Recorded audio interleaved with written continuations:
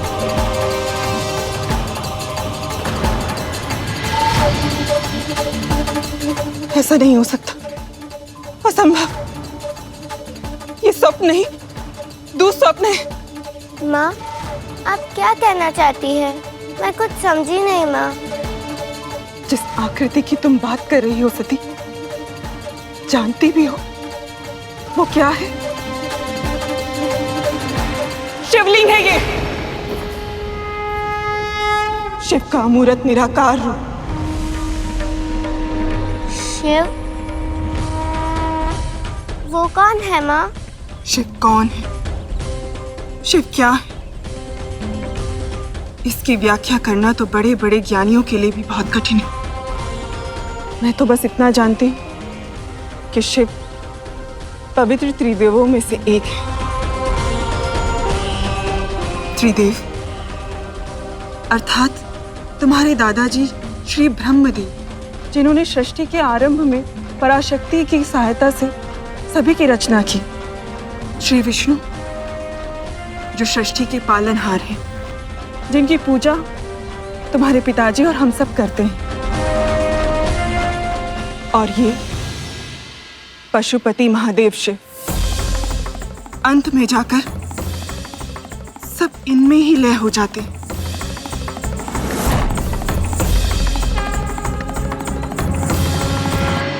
यदि ये इनका निराकार अमूर्त रूप है, तो ये अपने साकार रूप में कैसे दिखते हैं माँ? मैंने कभी शिव के साक्षात दर्शन तो नहीं किए, किंतु जो ज्ञान मुझे तुम्हारे पिताजी और दादाजी से मिला है, उसके अनुसार अन्य सभी देवी देवताओं से एकदम भिन्न है। यायावर का जीवन जीते, कभी रेशमी वस्त्र या अन्य आभूषण धारण नहीं करते। इनके एक हाथ में डमरू और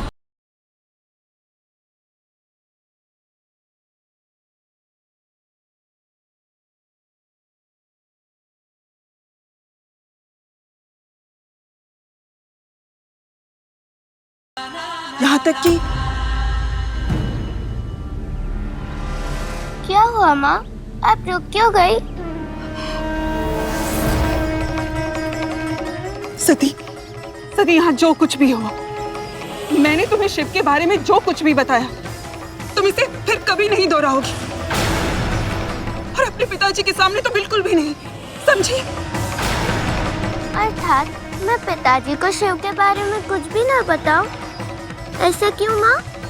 बहुत छोटी हो सती, इन सब बातों को जानने की कोई आवश्यकता नहीं है अभी। तुम बस इतना जान लो कि तुम्हारे पिताजी को इस घटना के बारे में बिल्कुल भी पता नहीं चलना चाहिए, अन्यथा उन्हें बहुत दुख पहुंचेगा। पर माँ, सती, तुम्हें मेरी सौगंध, तुम अपने पिताजी के सामने शिव की चर्चा तक नहीं करोगी, कभी भी नहीं।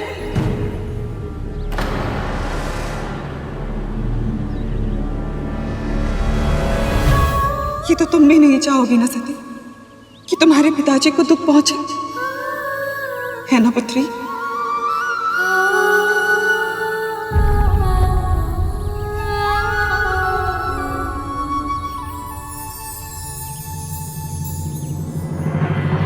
तो क्या देवी सती ने प्रभु महादेव की भक्ति त्याग दी प्रभु? हम चाहे कितना भी प्रयास कर लें, परंतु नियति ने जो हमारे लिए निर्धारित किया है वो होकर ही रहता है। और माता सती के साथ भी वही हुआ मूषक जी, जो उनके लिए नियति ने निर्धारित किया था। उस दिन तो माँ ने अपनी पुत्री को रोक लिया, पर एक माँ अपनी युवा संतान को कुछ भी करने से पूरी तरह कब तक रोक पाती? और उस संतान को जो एक भक्त भी थी, और ऐसी भक्त जिसने अपने ईश्वर को ही अपना सर्वस्त्र मान लिया हो। हाँ मूषक जी, मामी श्री का कथन भी सत्य है। कुछ भक्त अपनी नियति स्वयं लिखते हैं और ईश्वर को उनकी पुकार सुनकर स्वयं आना पड़ता है। जैसे मामा श्री इस भक्त के लिए आए हैं, और जैसे स्वयं देवों के देव महादेव आएंगे माता सती के लिए। रानी प्रसूति ने शिव के बारे में विचार करने से, बात करने से जितना मना किया था, उतना ही देवी सती शिव की ओर आकर्षित हो रही थी। वो शिवलिंग के दर्शन के लिए नित्य रूप से जाने लगी। ओम नमः शिवाय, ओम नमः शिवाय, ओम नमः शिवाय, ओम नमः शिवाय। सती, ये फिर से चली आई है। सती, पता नहीं क्यों आपको जाने बिना ही मुझे आपके साथ बहुत ही गहरे संबंध का अनुभव होता है। जब मैं आपके सामने नहीं होती, मैं ही नहीं होती। विचित्र से अधूरेपन का आभास होता है मुझे। पर जैसे ही मैं आपके दर्शन करती हूँ, मुझे अभूतपूर्व प्रसन्नता मिलती है महादेव।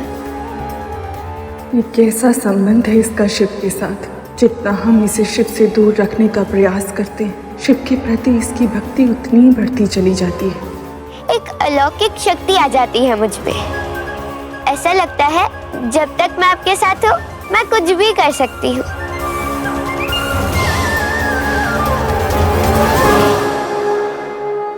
ये कैसी परीक्षा ले रहे हैं नारायण? एक और मेरे पति तो दूसरी और मेरी पुत्री। किसी एक को प्रसन्न करने का प्रयास करती हूँ तो दूसरे का हृदय टूट जाएगा। ऐसे में किसे चुनूं मैं और कैसे?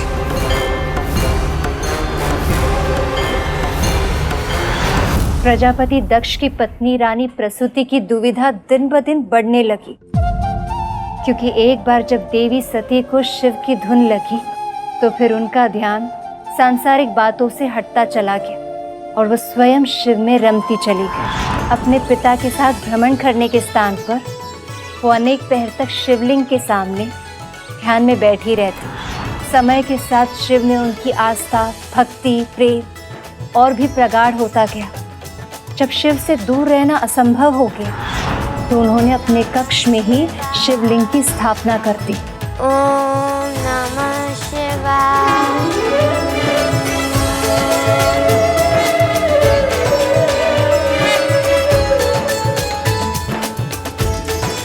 प्रभु महादेव की स्थापना, वो भी अपने कक्ष में। जब ये बात प्रजापति दक्ष को ज्ञात हुई होगी तो उन्हें तो अपार क्रोध आया होगा माता सती पर। महारानी प्रसूति अपने पति के क्रोध से और पुत्री की हट से भली भांति परिचित थीं। इसीलिए उन्होंने पिता पुत्री के बीच टकराव से बचने के लिए असत्य का आश्रय लिया। पर वो नहीं जानती थी कि इससे समस्या सुलझेगी नहीं और भी अधिक बढ़ जाएगी।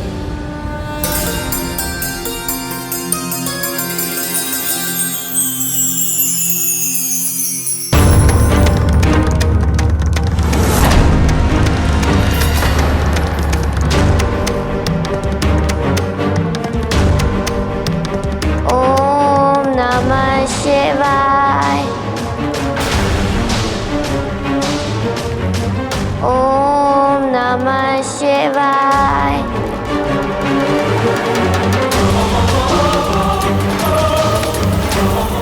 रुकिए महाराज, पुत्री से भेंट करने जा रहे हैं। वो सो चुकी है, आप जाएंगे तो उसकी नींद टूट जाएगी। मेरी कुछ समझ में नहीं आ रहा महारानी, मैं क्या करूं? कुछ समय से मैं अपनी पुत्री के साथ कुछ क्षण बिताना चाह रहा हूं, मगर जब भी उससे भेंट करने का प्रयास करता हूं वो कुछ न कुछ कार्य में व्यस्त होती है। आप भी ना महाराज, अति करते हैं। बात बस इतनी सी है कि आपकी छोटी सी पुत्री अब सयानी हो चुकी है। आप ठीक कह रही महारानी, पुत्रियां कितनी जल्दी सयानी हो जाती हैं। अभी कल ही की तो बात है जब मैंने उसे गोद में उठाया था, अपने हृदय से लगाया था, और अब इतनी शीघ्र वो इतनी बड़ी हो गई कि डोली में बिठा कर विदा करने योग्य हो गई। मेरी सती का विवाह मेरे जीवन का सबसे सुंदर स्वप्न है, जिसे मैं खुली आंखों से देखता हूं। मैं अपनी पुत्री के लिए ऐसा योग्य वर खोजूंगा कि जो भी देखेगा नयास बोल पड़ेगा, सृष्टि की सर्वोत्तम जोड़ी है।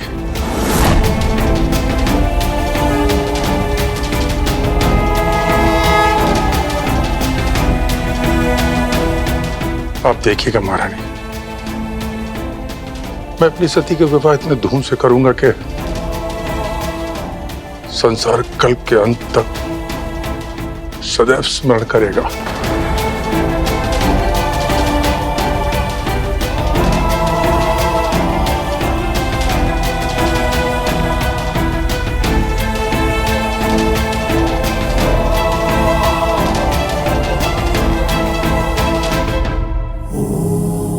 सुना आपने? पिताजी अब मैं विवाह के बारे में सोचने लगे हैं। पर मेरे मंदिर के देवता तो सिर्फ आप ही हो। पति रूप में आपकी जो छवि मेरे कल्पना में है उसे मैं सत्य बना दीजिए महादेव। रानी प्रसूति ने बहुत समय तक शिव के प्रति अपनी पुत्री की रुचि को छिपाए रखा, पर भक्ति का रंग इतना गहरा होता है कि छिपाए नहीं छिपता। और फिर एक दिन देवी सती के साथ कुछ ऐसा हुआ।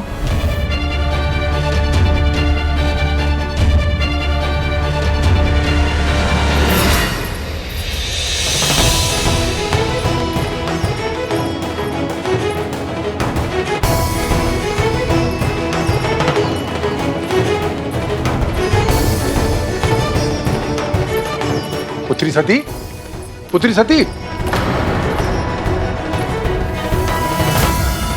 ये किन विचारों में खोई है? जैसे मेरी पुकार सुनाई नहीं दे रही।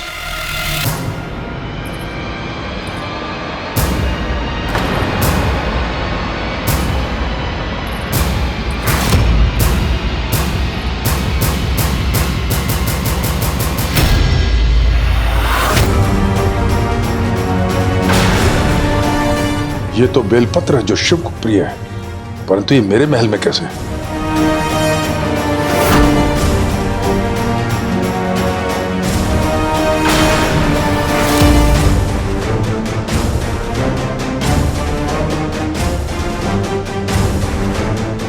सती! रुक जाइए महाराज। महाराज, रुक जाइए महाराज।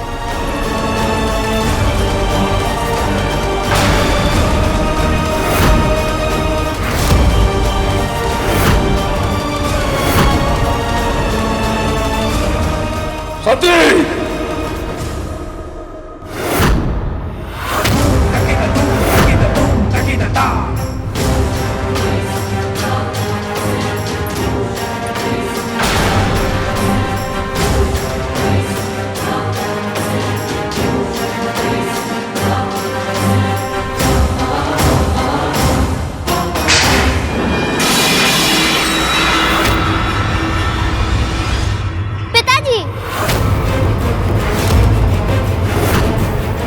मेरे शत्रु की पूजा करने का दुस्साहस कैसे किया तुमने सती? शत्रु? अवश्य आपको कोई भ्रम हुआ है पिताजी।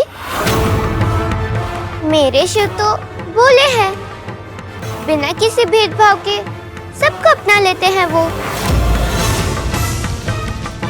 तो फिर उनके साथ आपकी या किसी की भी शत्रुता कैसे हो सकती है पिताजी? क्या जानती हो तुम शिव के बारे में पुत्री? अवश्य किसी ने उल्टी सीधी कथाएं सुना के बहकाया है तुम्हें। किंतु मैं अपने महल में भक्ति और भगवान का अपमान सहन नहीं करूंगा। इस महल में केवल प्रभु श्री नारायण का वास होगा, किसी भस्म प्रेमी पशुपति का नहीं। समझी तुम? सेवकों,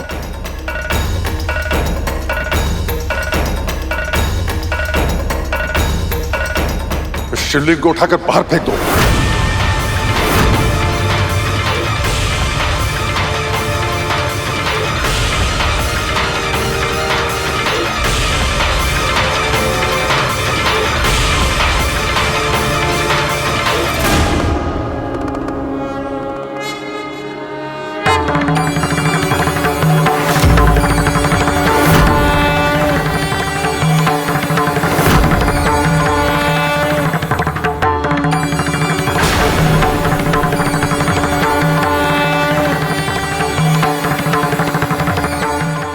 सारे सेवक मिलकर भी जिस शिवलिंग को उठा तक नहीं पा रहे, उसे मेरी ये फूल सी कोमल पुत्री लाई कैसे थी यहाँ?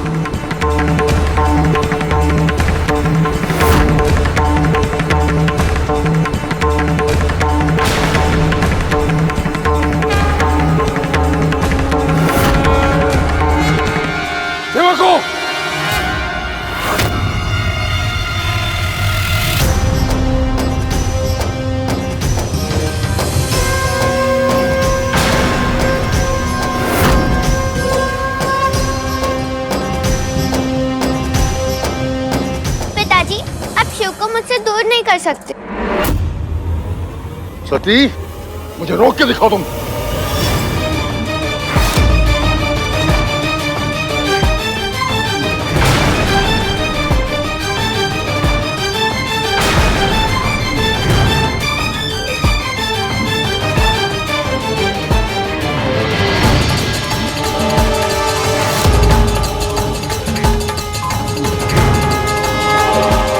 मुझे पूर्ण विश्वास है कि मेरे महादेव को मुझसे कोई अलग नहीं कर सकता। आपका प्रयास व्यर्थ है पिताजी।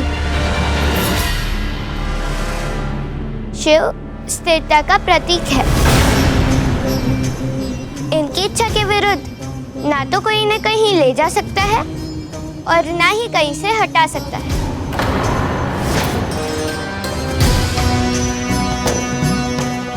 इनको गति दी जा सकती है तो केवल प्रेम और श्रद्धा से।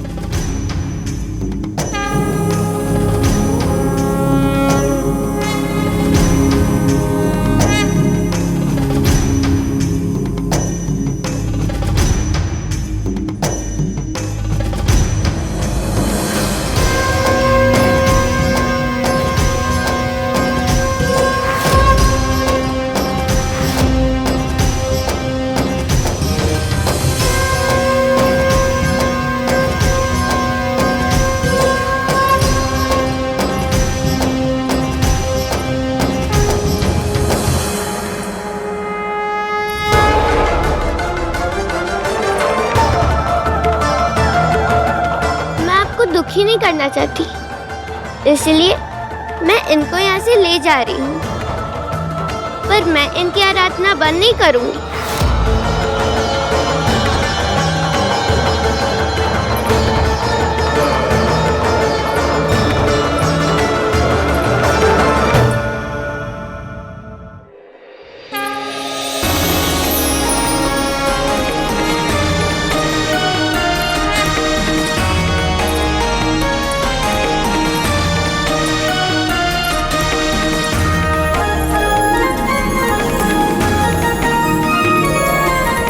उस दिन देवी सती ने शिवलिंग को इतनी सरलता से उठाकर ब्रह्मदेव और नारायण के मन में एक विचार जागृत किया।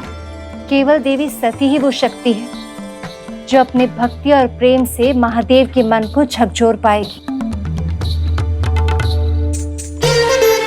उन्हें साधना से बाहर लाकर सक्रिय कर पाएंगी और इसीलिए उन्होंने सती के मन में शिव को पति रूप में पाने के संकल्प को और भी अधिक दृढ़ कर दिया। दूसरी ओर दक्ष अब भी सत्य को स्वीकार नहीं कर पा रहे थे कि उनकी पुत्री उस भूत पावन शमशानवासी से प्रेम करती, जिनसे उन्हें केवल बैर ही नहीं घृणा भी थी।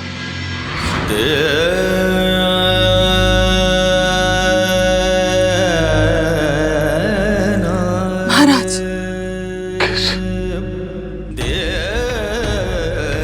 कैसे महारानी? जिस पुत्री को मैंने अपने प्राणों से अधिक प्रेम किया, उसने मेरे साथ ही ऐसा कैसे कर सकती सती? महाराज, मैं जानती हूँ शिव आपको तनिक भी नहीं सुहाते, किंतु एक बार सती की दृष्टि से शिव को देखने का प्रयास।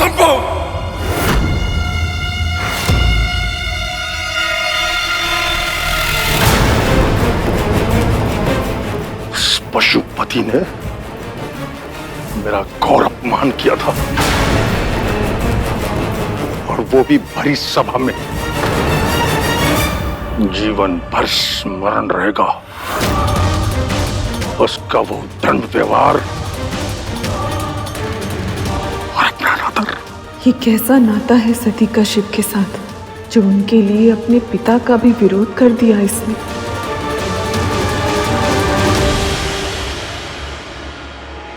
देव और अपमान, किंतु प्रभु महादेव तो किसी का भी अपमान कर ही नहीं सकते हैं।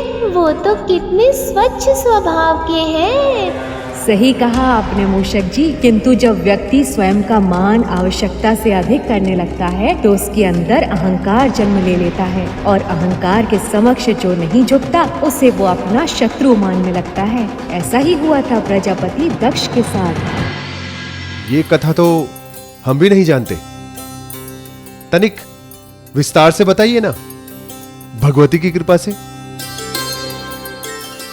ये देवी सती के जन्म से पहले की बात है। एक दिन प्रयाग में अनेक ऋषि, महर्षि, महात्मा, मुनि आदि ज्ञानी एकत्रित हुए।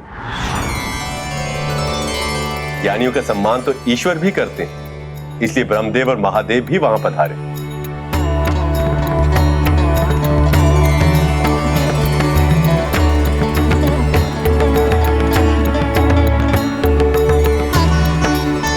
प्रणाम ब्रह्मदेव। प्रणाम ब्रह्मदेव। नारायण नारायण। संसार में सभी ऋषि महर्षियों के लिए पूज्य सृष्टि के सर्जक जगत पिता ब्रह्मा को हमारा प्रणाम। आप सभी का कल्याण हो।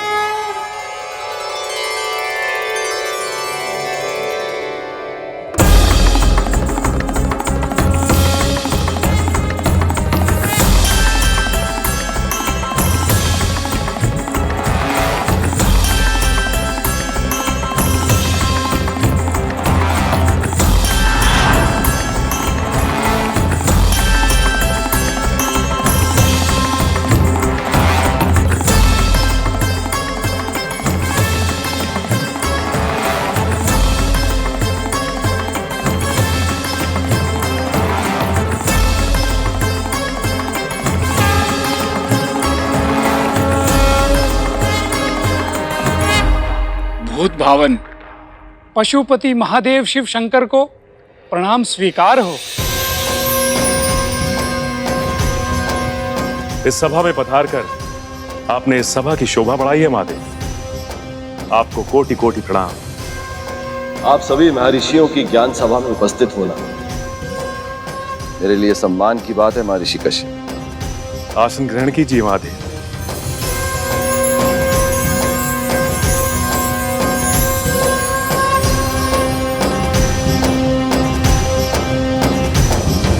इस सभा को सबसे पहले संबोधित करने के लिए आपसे अधिक उपयुक्त कोई नहीं है महादेव। कृपया हमारा निवेदन स्वीकार कीजिए। हम सभी आपके ज्ञान के अमृत का प्रसाद चखना चाहते हैं। ज्ञान से अधिक अनिवार्य इस संसार में कुछ भी नहीं है ऋषिगण। ज्ञान से ही उत्तम समाज का निर्माण होता है, पर इसे बाहर ढूंढने का प्रयास करना व्यर्थ है। सच्चा ज्ञान स्वयं के भीतर छुपा होता।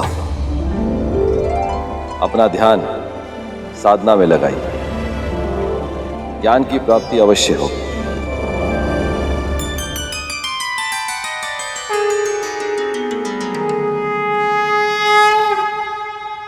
ब्रह्मपुत्र, ब्रह्मांड के अधिपति प्रजापति महाराज दक्ष पधार रहे हैं।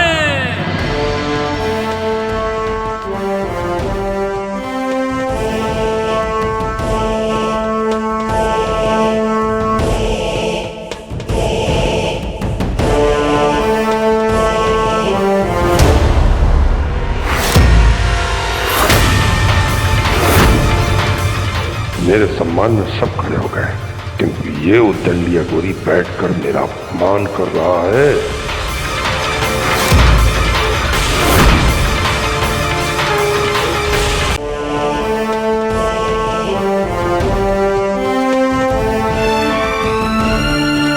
प्रजापति दक्ष को हमारा प्रणाम स्वीकार हो। प्रणाम।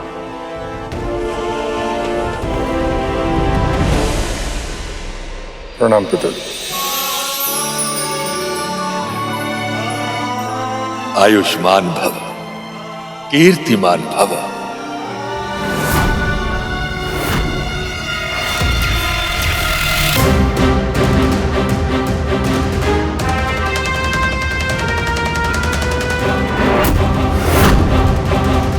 देवता, ऋषि, महर्षि, असुर, ब्राह्मण, संसार के समस्त प्राणी मस्तक झुका के मुझे प्रणाम करते हैं, मस्तक झुका के मुझे सम्मान देते हैं। और ये भूत प्रेत पिशाचों से घिरा रहने वाला चित्त, ये यहां ऐसे बैठा है जैसे संसार का सबसे बड़ा ज्ञानी चाहिए हो।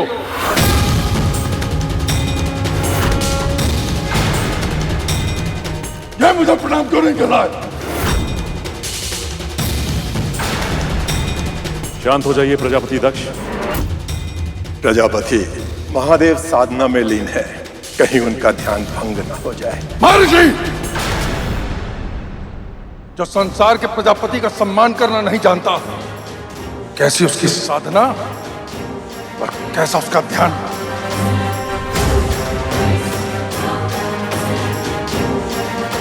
शमशान में निवास करने वाला कैसी निर्लजता से मेरे सामने बैठा है, इसका केवल एक ही कारण है कि वेदों के कर्म से हीन है ये।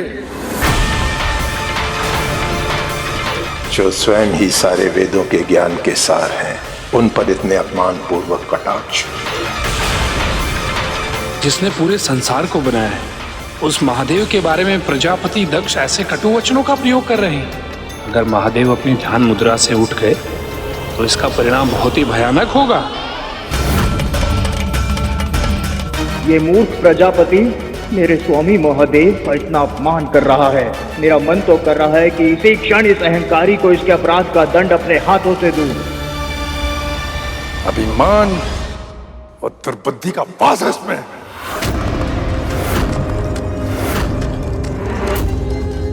इसलिए सृष्टि का प्रजापति वो धर्म का रक्षक होने के नाते इस उद्दंडता का दंड मुझे इसे देना ही होगा।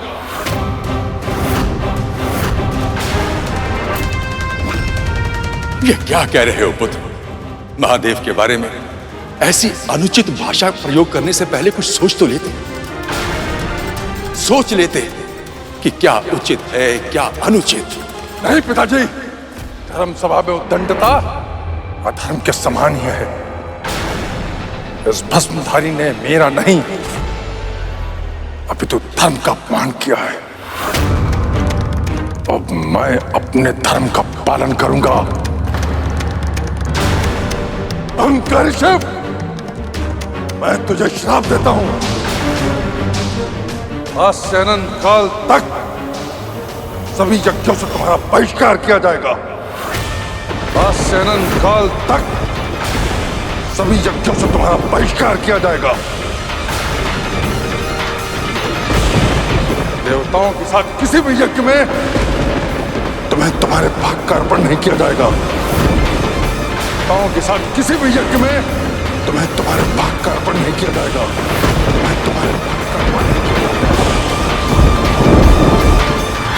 देवों के देव महादेव को ही यज्ञ से बहिष्कार करने का श्राप। हाँ मूषक जी, क्रोध में व्यक्ति ऐसे ही त्रुटियां करते हैं। उसी तरह जैसे किसी बात से निराश होकर लोग उचित कार्यों में सम्मिलित होने से भी हिचकिचाते हैं। जैसे शास्त्री की पत्नी कथा सुनने के लिए आने में हिचकिचा रही थी, किंतु शुभ कार्यों की जो पवित्र ऊर्जा होती है वो व्यक्ति को अपनी ओर खींच ही लेती है। फिर क्या हुआ बहन?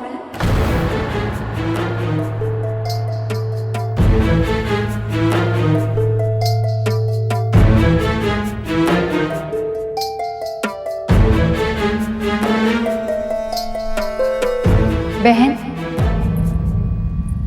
भीतर आइए।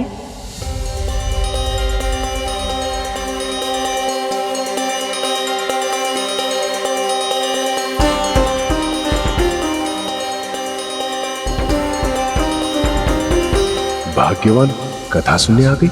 ये तो अज्ञात लोगों से मिलती ही नहीं थी।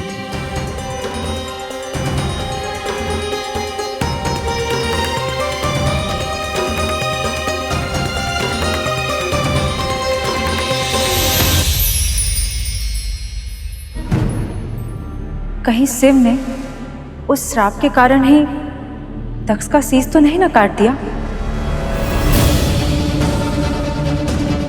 प्रभु, क्या इसीलिए महादेव ने प्रजापति दक्ष का शीश धड़ से अलग कर दिया? नहीं मूषक जी, पिताश्री प्रभु महादेव तो परम योगी हैं। कोई उनका मान या अपमान करे, इस बात का कोई महत्व नहीं है उनके लिए। यदि कुछ महत्व रखता है तो वो है उनके भक्तों के हृदय में उनके लिए प्रेम और भक्ति। वहाँ उपस्थित सभी ज्ञानियों ने दक्ष के श्राप का विरोध किया। प्रजापति दक्ष, आप जानते हैं आप किसे श्राप दे रहे हैं? वो महादेव हैं, शिव, शक्ति के सहचर। और ये जो श्राप आपने दिया है उसकी भी शक्ति उन्हीं से आई है।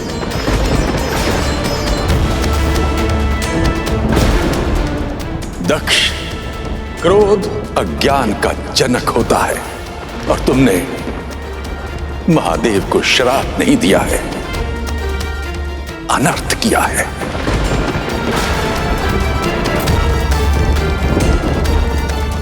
महामूढ़ दुष्बुद्धि दक्ष, जिनका स्मरण करने से सभी यज्ञ सफल हो जाते हैं, जिनका नाम लेने से सभी तीर्थ पवित्र हो जाते हैं, उन्हें उनका ही यज्ञ से बहिष्कार कर दिया।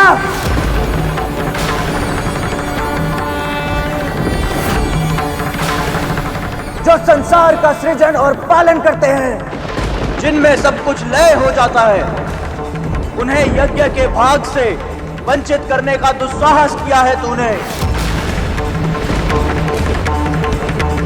कैसे प्रजापति हो तुम कि शिव की महिमा को भी नहीं जानते? चल दुर्बुद्धि पशु, जैसे तेरा स्वामी वैसे ही तू, तुम सब असभ्य हो। आज मैं तुझे भी तेरी उद्दंडता का दंड अवश्य दूंगा। आज से तुम सब वेदों से बहिष्कृत हो जाओगे। आज से तुम सब वेदों से बहिष्कृत हो जाओगे। हड्डियों के आभूषण पहनकर सदैव मदपान में आसक्त रहोगे। ये मेरा श्राप है तुम सबको।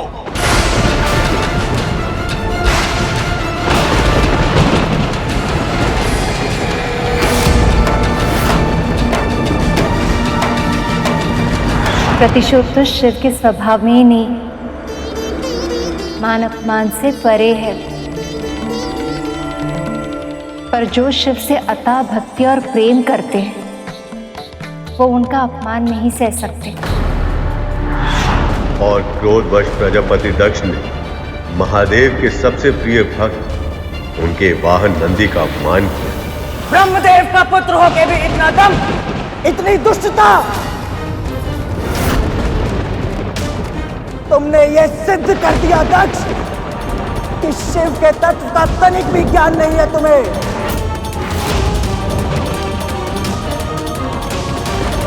तो सुनो अहंकारी दक्ष, आज तुम्हें और जो भी इस महासभा में उपस्थित मेरे महादेव का अपमान होते देख मौन खड़े हैं, उन सभी को मैं शिव सेवक नंदी ये श्राप देता हूं कि तुम सब वेदों के तत्व ज्ञान से शून्य हो जाओगे। कि तुम सब वेदों के तत्व ज्ञान से शून्य हो जाओगे।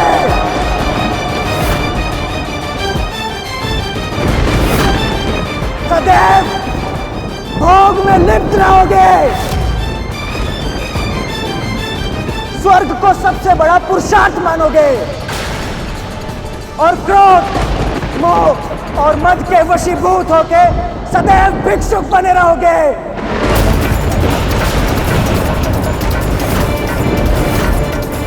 दान के लालच में अखंड फंसे रहोगे तुम सब। और दूषित दान लेने के कारण नरकगामी बनोगे।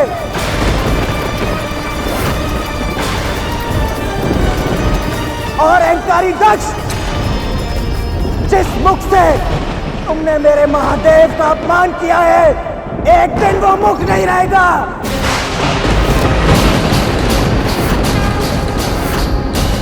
तुम्हारे धड़ पर विराजेगा बकरे का शीश। ये एक भक्त का श्राप है।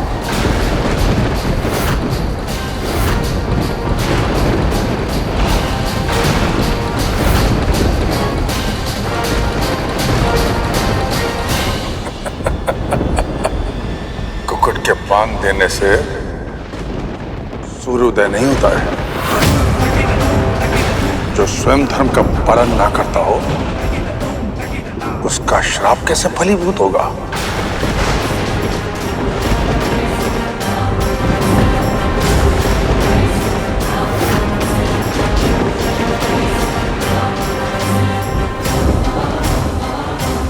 नंदी जी का पुनः अपमान? फिर तो प्रभु महादेव ने अवश्य ही प्रजापति दक्ष को दंड दिया होगा। और स्वामी भक्ति ना तो कभी देखी और ना कभी सुनी। धन्य है नंदी मां भगवती की कृपा से।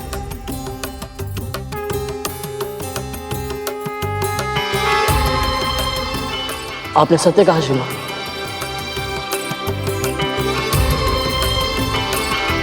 मैं भी यही चाहता हूं कि मैं अपने स्वामी का ऐसा ही सेवक बन पाऊं।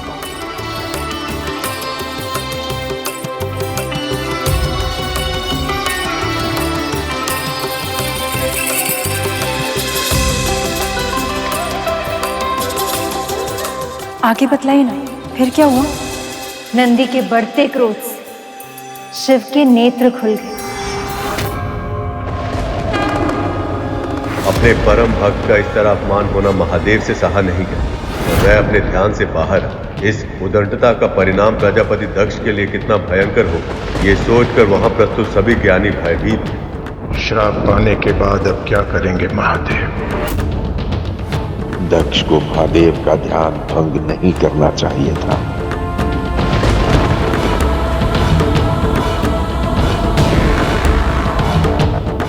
न जाने अब क्या करेंगे महादेव, कहीं कुछ अनहोनी ना हो जाए।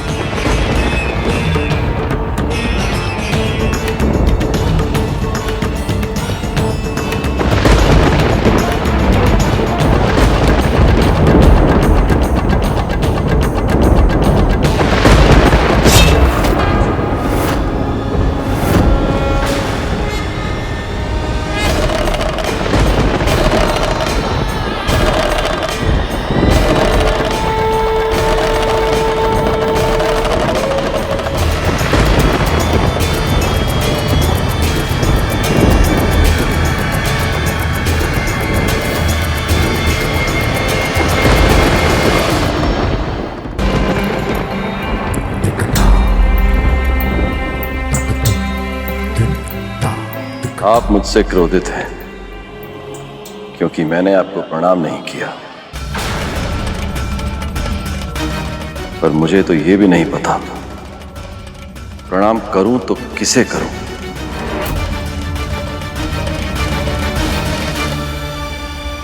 आपके इस स्वर्ण मुकुट को या इन रेशमी वस्त्रों को या आभूषण से सजी इस देह को प्रणाम करूं, या आपकी देह के भीतर फंसी आत्मा को?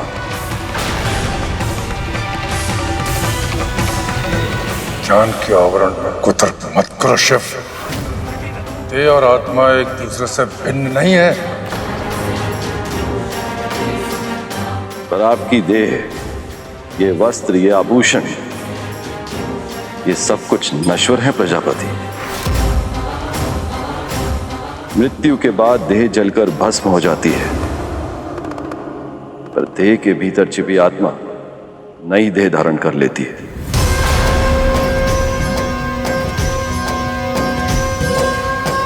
तो बताइए, किसे प्रणाम करूं मैं? ओ, देव और आत्मा की चक्रव्यूह में उलझाना चाहते हो मुझे। वो तर्क कर रहे हो मेरे साथ, किंतु मैं इसका उत्तर तर्क से दूंगा।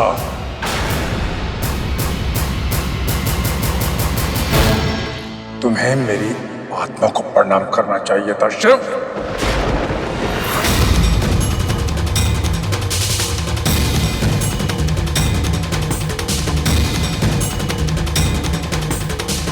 पर आत्मा तो उसी परमात्मा का अंश होती है प्रजापति, जो कण कण में व्याप्त है। जो जीवात्मा आपके भीतर है वही ब्रह्मदेव के भीतर है, मेरे भीतर, और नंदी के भीतर भी है।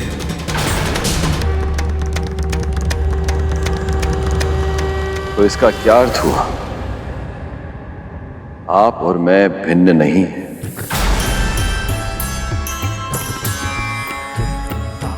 आपसे ही मैं हूं और मुझसे ही आप हैं।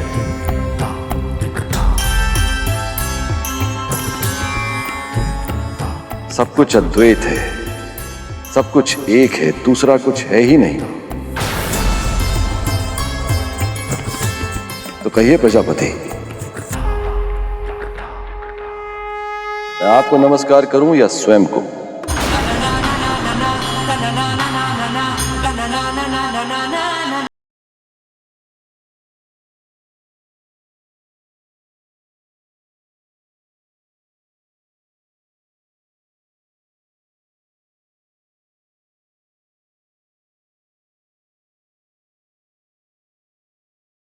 असंभव है।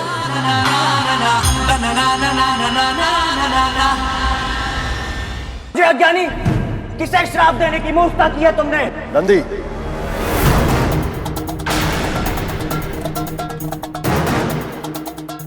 प्रजापति दक्ष को इस प्रकार संबोधित करके तुम भी वही भूल कर रहे हो जो ये कर रहे हैं। तुम भी इनमें मुझ में अपने आप में अंतर कर रहे हो, क्योंकि इस समय जिस रूप में हम तीनों हैं उसमें मैं तुम्हारा स्वामी हूं, तुम मेरे भक्त हो।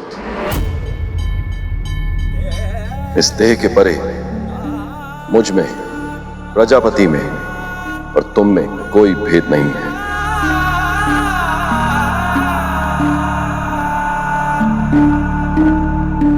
तुम कैसे भूल गए नंदी? मैं ही यज्ञ हूं, मैं ही यज्ञ का कर्म हूं।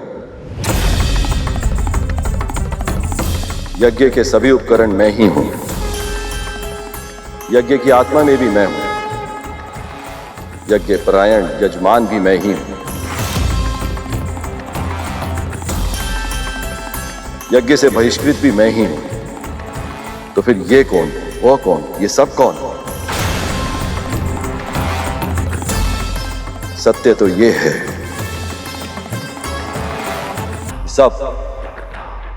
सब कुछ में मैं ही हूं।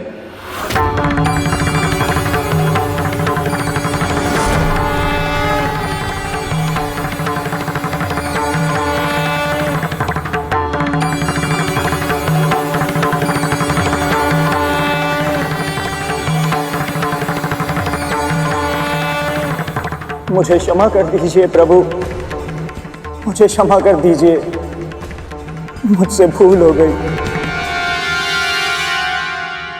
भूल का आभास मन को निर्मल करता है, पर आवेश में भूल का आभास नहीं होता।